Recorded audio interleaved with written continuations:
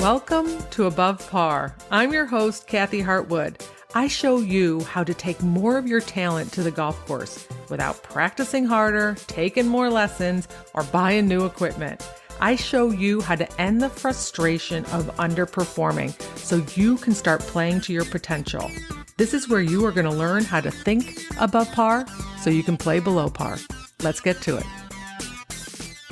Hi, my golf friend. Welcome back to Above Par.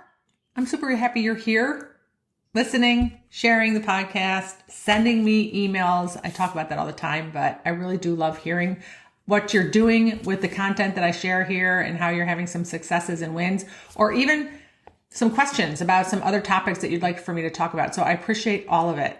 And this podcast I have been saving for a long time, and I really haven't been saving it as much as I felt like I needed to do research on it. I wanted to be really, really informed on what I wanted to talk about. That is golf and age as we get older and what our brain does to the experience that we have not only on the golf course, but how we end up feeling about ourselves as we get older.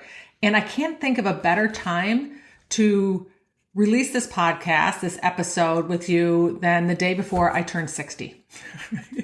So I turned 60 July 19th. This will be released July 18th, 2024. And I've been dreading this day for a long time. I got to be honest. So I wasn't very excited about turning 60, and I had to get my head around it before I could do this podcast or this episode.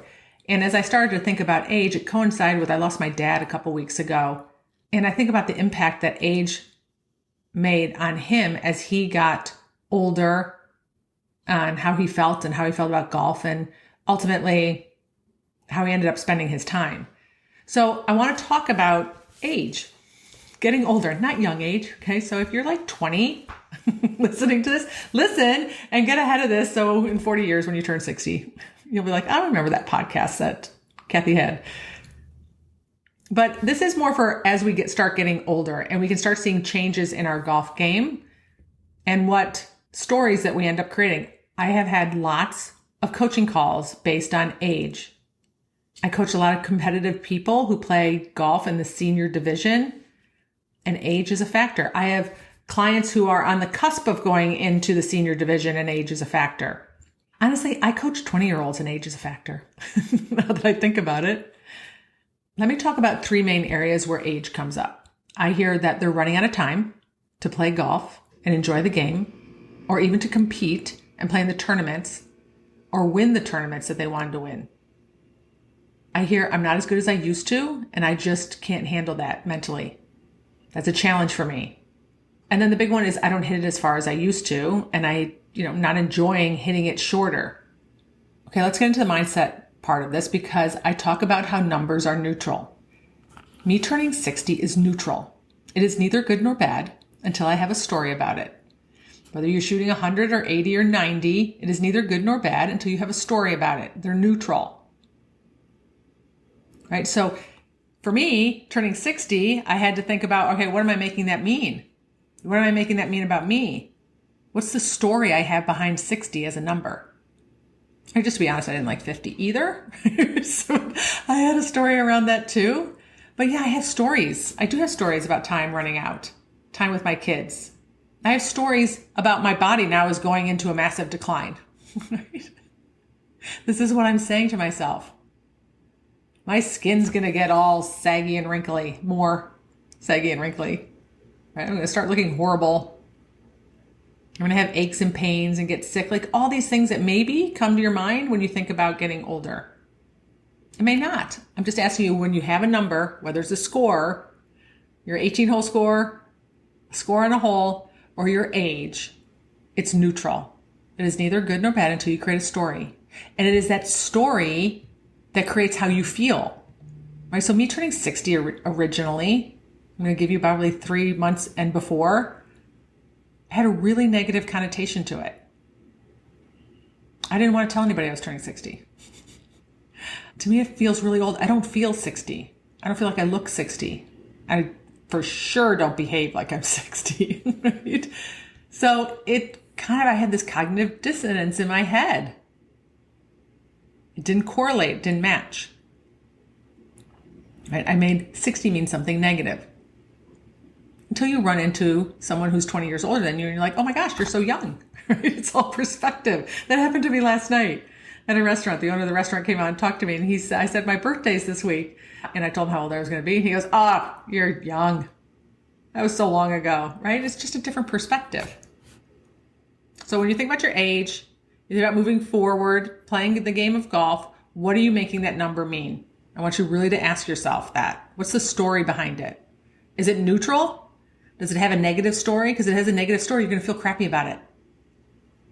The second part, which I have talked about, is that sometimes things that are true are not useful for us to tell ourselves. Running out of time is true, but it's been true since you were born, right? It's just not useful to say that our days are limited or that we're running out of time, or I only have so much time before my body gives out on me and I won't be able to play golf or in tournaments anymore. That may or may not be true, but it's just not useful to say, because does it feel positive or does it feel negative? It feels horrible. It feels like despair and hopelessness. And what you're going to create for yourself is you're going to put your brain to work and to look for all these evidence anytime you wake up with a little ache or pain that you probably had when you were 30 or younger. You're like, oh, it's because I'm getting older. I'm tired because I'm getting older. Tired is a choice. I'm still going through a leadership program. And these days were really long. For a person who goes to bed at like 9 o'clock or 9:30, staying up to 1 a.m. was challenging for me. And one of the instructors said, tired is a choice. And that resonated with me so much. And you can use this on the golf course too. There are so many moments where I'm sitting here back to back with clients looking at a screen and I can feel myself getting tired, but I want to show up 100% for my next client. I have to remind myself that tired is a choice. I'm not tired. I can go through this. And I do for the benefit of my clients or whatever work I'm doing or however I'm showing up. On the golf course, you get to do that too. If you buy into the story that you're tired, then what you're going to do is produce these crappy results in the last few holes. You just say, I'm not tired. I can make it through these next few holes, and you produce better results. And I am not denying that you might be physically exhausted. I'm not saying that. I'm saying by telling yourself it's a choice, you get to go in a different direction than telling yourself, I'm tired. I can't do this anymore. I'm done. I'm tapping out. You get to tap in to your energy and keep going. If you hear yourself start saying, I'm tired, you're going to look for that all day. You will be super tired. Quit telling yourself you're tired. It's not useful to say time is running out. We have no idea what our future looks like. I have a lot of years to experience things, to experience golf, to experience people. And as I get older, I think the thing that really resonates with me is experiences. I want to have amazing experiences. And I get to control and manage how I show up at any given moment so that I enjoy the experience. Hashtag 18 proud, an episode that I had a little while ago. You know, my husband has one of those frames that he has all of his pictures. There's mostly his pictures in there. It's a digital frame, right? I get to look back at all the moments, those memories of my kids growing up. And I'm like, wow, I really did a lot of things. I had a lot of experiences. Was I super present in the moment when I did those? I don't think I was.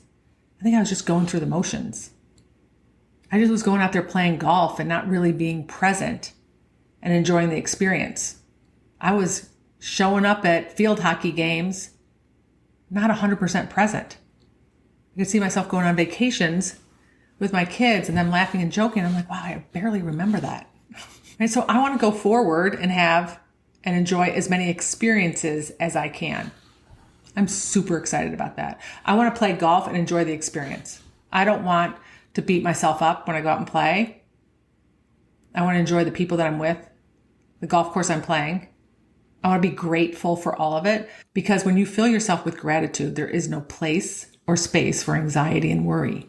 So a lot of things that clients have said to me are not useful to remind yourself. It's like me reminding myself that putting's the worst part of my game. It might have been true.